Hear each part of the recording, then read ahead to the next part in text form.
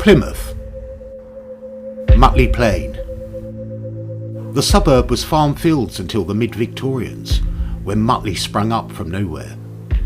The area can be described as one main commercial street, surrounded by a sprawling mass of Victorian terrace houses, and back alleys, and lots of cobbled streets.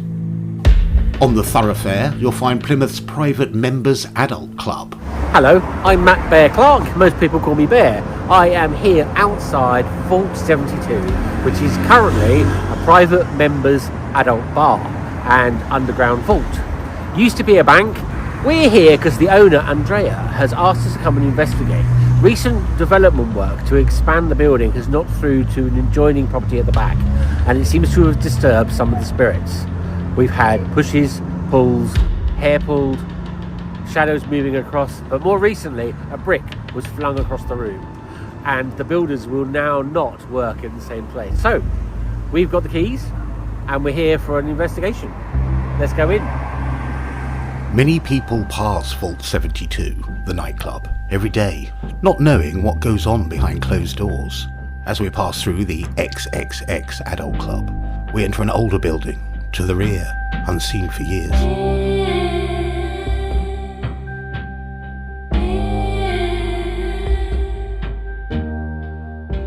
Bear is meeting with Andreas, the club owner. He's run the club now for several years. Okay, I'm Matt Bear Clark and I am here with the owner of Vault 72 in Mutley. Very nice to meet you guys. And we are following up tales of supernatural activity that's happened here during the renovations and expansion. Would you like to tell us more? Since we took down this wall and opened the passage through the arch doors, Becca and Sin have experienced stuff unexplained, and since then lots have been happening, and we're trying to figure out exactly what's going on, really. So can you tell us little bits that have happened? You had things happen to builders and staff? I think Becca is the best person to say. Do you want to have a walk? Hi, I'm Bex. I'm the manager of Vault 72. And what have you experienced here in the back part of the club? So, originally it started with just a really horrible feeling. So obviously we close quite late in the evening, anything up till 3 a.m. And there is always lots to do when we close, so we're here for quite some time. And myself and the barmaid have felt a really horrible, like quite an eerie feeling, something quite, I don't know, quite threatening. So lots of like jumping and things. So we decided, possibly, quite stupidly, to get a spirit box recorder and have a little chat, and that did not go very well. Oh, what happened? So someone came through that we thought was, it was a female, and she seemed quite okay to start with, and Shin was sat in the kitchen to the other building, closest to the gap, which is where I usually sit, and I was at the opposite seat, and she felt something that she didn't like, so we swapped seats, and the spirit said, "Oh, I remember you, moron." Oh, nice. And then it said something about my arm. Now I am prone to put my arm through the gap because there's such a draft that goes through here at times. So it definitely was very in tune with me. Told us to get out, told us it would not leave, that this was her place. So do you feel threatened by this entity? So I did feel very threatened. So from what I can gather, a demon, not even a human, not a spirit. Well, that must have been quite frightening for you. Very frightening, yeah. And on the following night, I looked through the gap before I left for the evening, and there was a man hanging. Oh, well, you saw this as well, an image in your head, or a flash suddenly in front of you, or? I stood up and I looked through out of habit as I went to leave, and I stood there for what felt like ages, probably seconds, right, to a man hanging sort of from the beam here. I'm not here with... I thought that said, "I'm not here with," as if it was going to say them, yeah. And it got cut off. I'm not here with them. Just set this up. that was you moving the lights, could you do it again, please? Could you make it go right to red? Becky and Matt of Four Bears Paranormal have also arrived at the venue to conduct their own experiments alongside Bear. They're using various voice devices to call out to the spirits. Bex, the manager, has more to add. Are you happy? So Oh, bless you. I didn't realise that it was so dark, Yeah. this encounter you're all having. it does seem very dark. We felt other things, more pleasant things. We have had wafts of perfume. Almost like it sounds like a cat sometimes is in here. Right. Things like that, like nothing overly threatening, but that entity, whatever that is, and I'm told it's a demon, very malicious, did not like me.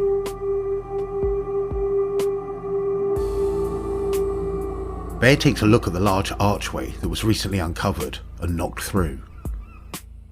It looks like we have a earlier brick, either arch or double door window, because the extension has been built onto this building and has sealed this inside. It would be interesting when the brickwork comes out to see if there's anything in the lintel for doorway latches. So you think this was originally an exterior so could it archway? be this is an exterior wall for this part of the building, and this is a fill in between. Right, yeah. So Connecting the two buildings. connecting the two buildings, possibly the old courtyard outside with the space you can see. Obviously, that's the old. Two buildings connected together. The old bank on Mutley Plain and the Victorian house accessed from Old Ford Lane.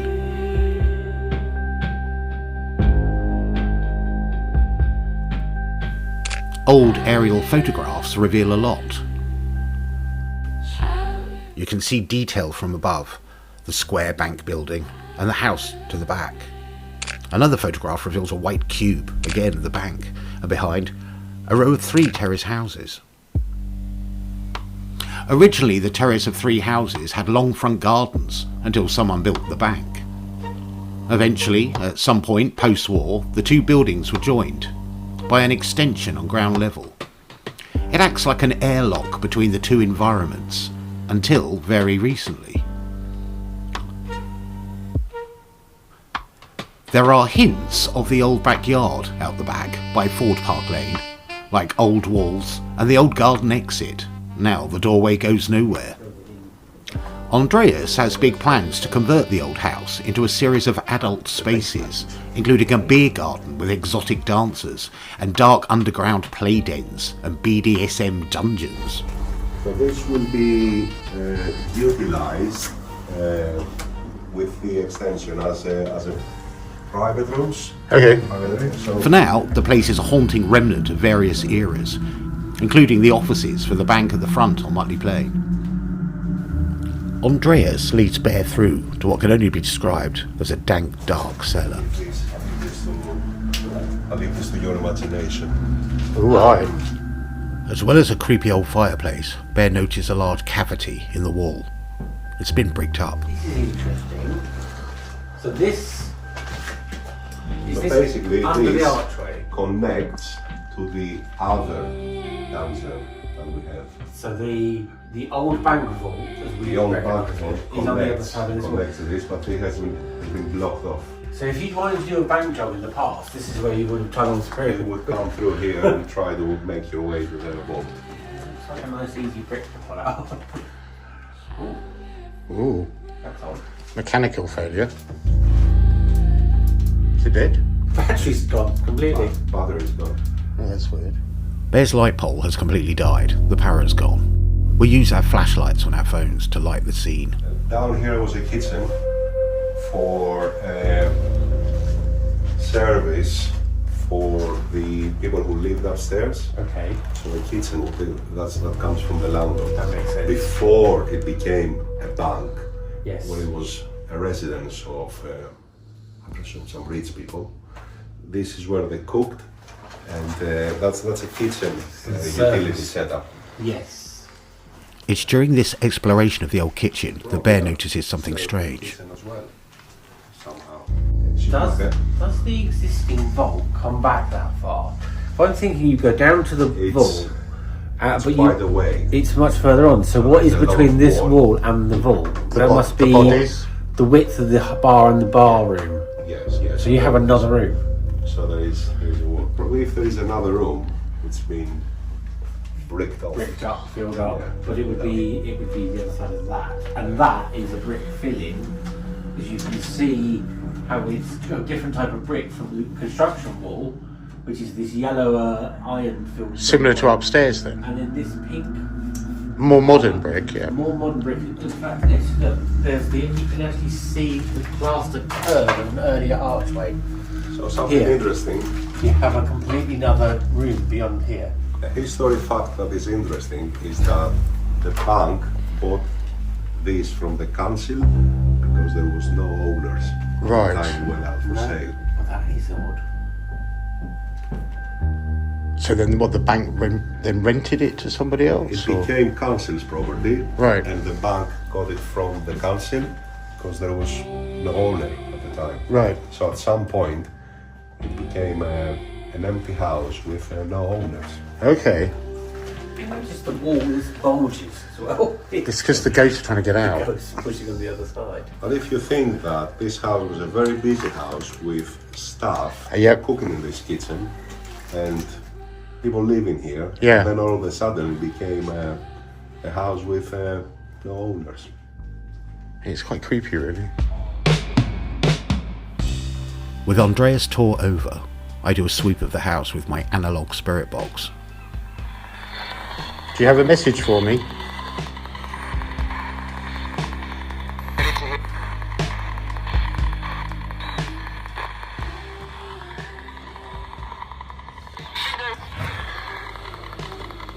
Sorry, can you repeat that?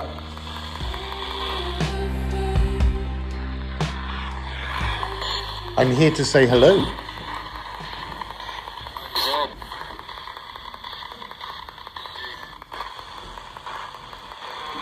I'm curious who you are.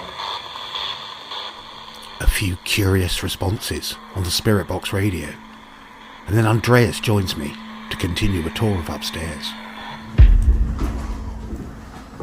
There has been banging and unexplained sounds coming from up here. Well, when you've had people working downstairs, you've had people upstairs. Since when we opened that door, the archway. So when everything started. you would say all of the activity started as soon as you brought down the Exactly. archway? When we took down the bricks and opened the archway, something unsettled. Right. Andreas leads us to the top floor. And the most unsettling level is definitely the one we're moving on now. Right. An ornate Victorian staircase winds up through the house on 4 floors, with a mahogany handrail. Did you say up? Whoa. Is there someone here who likes music?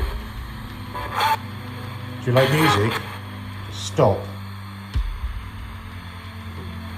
Do you like music? Stop. I receive a series of strange responses, including stop, get out, and a few swear words, which is quite unusual for an analog radio.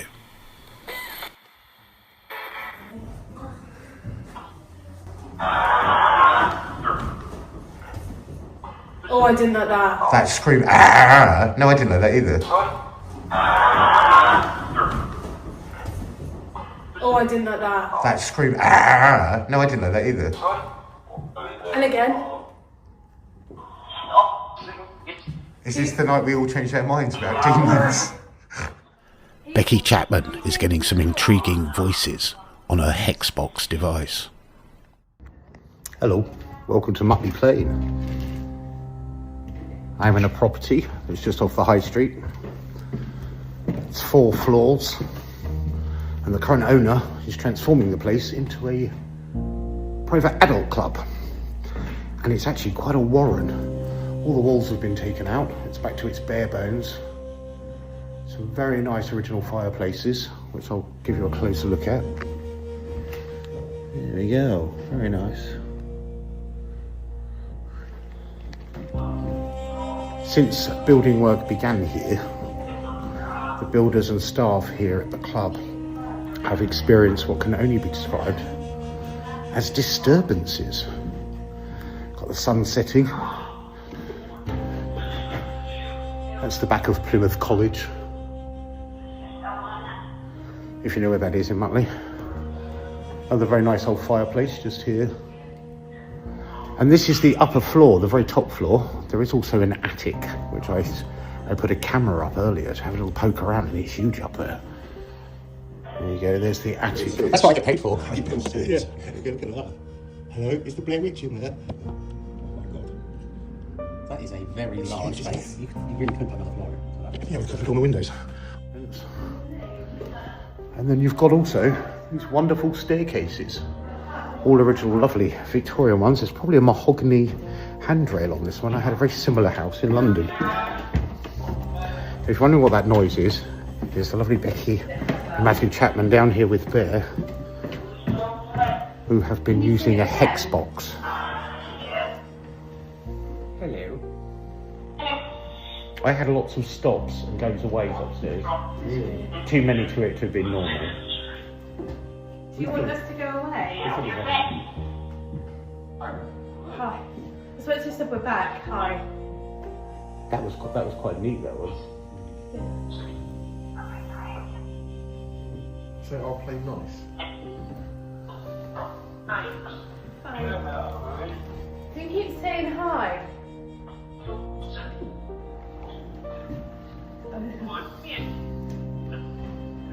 It's quite a place. I'll take you down another level. What happened to you? You can go down this staircase again. And if I'm very quick, you see this floor too. You've got another very grand fireplace, that one. So this will be for the very posh people who lived here rather than the servants upstairs. And then, believe it or not, but that way, there's also a basement, which will be in my next video. It is not nice down there. We're back in the bar of Vault 72, the club. Next, we move on to the story of Jerry's table. The story goes that the table is made from an old wooden barrel, rumoured to be part of an unknown pirate's booty. The old barrel was said to contain rum, the favourite tipple of the barrel's owner, thought to be called Jerry, who had the barrel transformed into the table we see today, a proper curio. The surface is marked with letters and symbols, ready to decipher. Maria could be a location, there is a number 6. But this was a barrel, and a sailor on a pirate ship made it to a table so he can have his rum on it. And I think he stayed with it ever since. It's I like how the barrel, what are they called? Are they called straights? Straights? I can't remember now. Which have been turned inside out to make them that shape. I think that's lovely thing. It's nice. When Jerry is a bit mischievous and he's clinking bottles or making us jump, we put a shot of rum on that table and he goes quiet. Really? Interesting. So you think basically he likes his rum? Yeah, he's mischievous, he doesn't seem malicious, he's an attention seeker and he likes his rum. There is a connection there. Res is an ending of a Latin word. Maria is also a Latin name. So Because this is obviously cut off another letter that's moved. the J-O makes me think that the first name was Jose, Joseph, and Res could be Ramirez or something like that. Bear wonders if Bex, the manager, has any other stories. So, could you tell me a little bit more about what's happening in here? Poltergeist-wise. So lots of knocking, tapping.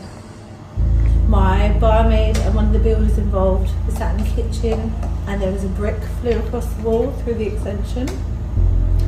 So the brick came through the hole. No, so through the gap they saw a brick literally fly across the room. Oh, okay, excellent. So they weren't in the room, but they saw it and then heard it. It was like someone had slipped the brick out and then just thrown it across the room. And then under this bar is some glasses, wine bottles, things like that. and me and my barmaid stood all the way back here chatting, and we were talking about what had been going on when one of the champagne flutes literally just threw itself onto the floor. This is where people were in the usual kitchen, the usual bar. This was our Kitchen. utility kitchen, yeah. Utility area. And they were in here when the brick went across They were just in here. They were just sitting there, cutting. And a brick, one of those bricks, flew off to the other side. I'm Mike Davies. I'm at the Vault 72 in Plymouth. And obviously we're stood next to an old archway that I knocked through a couple of weeks ago. And after opening it up, definitely some things have been disturbing. But one of the girls have seen some rocks flying through the air and just a bad negative energy. So when you took the brickwork out, so do you think this was a door or a window? Either way, you've exposed it for the first time in a long time. Yeah, long time off. It must have been at least 50, 60 years, maybe. Must be. And it changed the atmosphere Yeah, it of the just whole changed building. the atmosphere of the old club, basically. And it just felt really cold. So, yeah, definitely disturbed something. Well, we look forward to seeing the rest of the renovations. Yes. So if anything else happens, which it probably will, have to let us know. Definitely. I'll be getting my phone out. So in the past we have had things that have gone on before we opened that gap, but they were very minor. So things like I would hear this when there was no one here, two bottles cheek together. We didn't think it was anything sort of malicious. What do we have here? We have K2. We have something with green buttons. A hex box. We have me setting something off with my arm. And a REM pod. The REM pod. I love REM pods.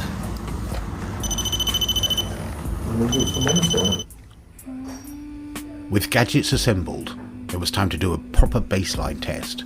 This means exploring the whole environment with various gadgets to pinpoint electrical sources and temperature fluctuations. I took the old bank vault, now used as a BDSM dungeon. Hello? Is anyone here? Come closer to me. Did you know the bank? Did you work at the bank? The K2 EMF meter lights up, Were you a clerk? all the way to red, for a good time. Did something happen to you here? Perhaps a bit of a silly question in a sex club. It's a nice active spot. I am soon joined by Andreas, the club owner, Becky and Matt of Forebears Paranormal, and Bear himself. They've been exploring the old house and have discovered something quite interesting. Hello. Fancy seeing you here. All right, Bear. How are you doing? You alright? Yeah, good. Just in my usual place. Hello. Hello. I've just been filming the metal walls. That used to be the original Barclays vault. The old bank vault has metal walls, studded with rivets. There's also the original vault door by Chubb, London. It's a huge, heavy thing. Nothing on the wall. Huh? We've worked out there's quite a distance between the two vaults. In that cavity? Yes. And we have a connection now, Penrose and Son. Oh, okay. On a wall that said Penrose. So Andrea found some writing on the wall, Penrose and Son, and has looked it up to find that it is a heating engineer from 1937. So we're looking at people working on the building, making renovations post Blitz, end of the war, during the war. And instantly in my mind it makes me wonder if that's anything to do with the lost family. The original owners disappear from history, no one inherits it, and the building is then claimed by the bank. So did a family line die out, or are they buried in the walls, or in the 9 meters of unexplained vault space between the two buildings? Yes. Right, and we have the lovely Becky And Matthew Chapman here. We've had a few adventures, haven't we? Yeah. How does this environment compare to our usual kind of haunts? Totally different, isn't it? It's, Yeah. like I said, some places you come and it's really uneasy. Yeah, straight This away. place is fine until we got to the top. Top floor. Yeah. Why do you keep telling us to leave?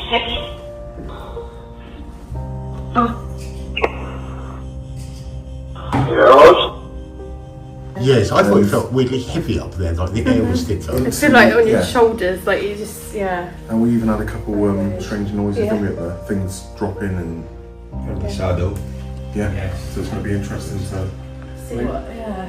We're in the other vault basement, and yeah, Matt spotted a shadow runs past you. yeah. It was the sun obviously beaming into the property, and something went through. Yeah, disturbed it. But the only thing that could have done that would have had to have been out of the room. But there's nothing there at all. So you saw like a shadow almost just pass across where the sun was going through. Yeah, there was I went out to the outdoor space to see if that shadow could have been just a person, but the way the light's coming in, Yeah. it's coming in high over a wall. Yeah. They would have had to, in other words, they would have had to have been in the They building. would have to be high up in the wall of the building. A shadow figure seen by Matt Chapman, strange voices on the devices, and unexplainable K2 hits in the vault dungeon. Well, we're going upstairs later tonight, I think. Yeah. Oh, absolutely. We're reasonably brave. Becky is... With our initial exploration and baseline test over, it was time to consider our actual ghost investigation.